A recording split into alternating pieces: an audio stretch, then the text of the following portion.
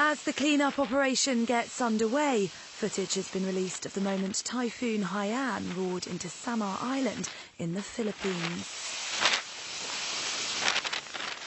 The video, filmed by charity worker Nixon Gensis, shows the storm surge completely wash away a house, while he, along with 5 others, took refuge on the top floor of a building.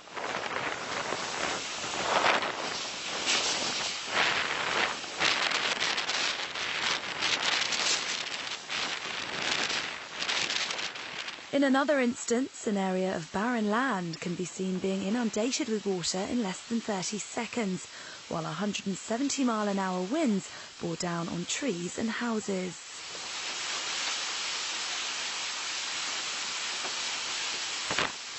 While much of the boarding house he was in was flooded and destroyed, Gensis survived the onslaught and was delivering aid to survivors after the winds subsided.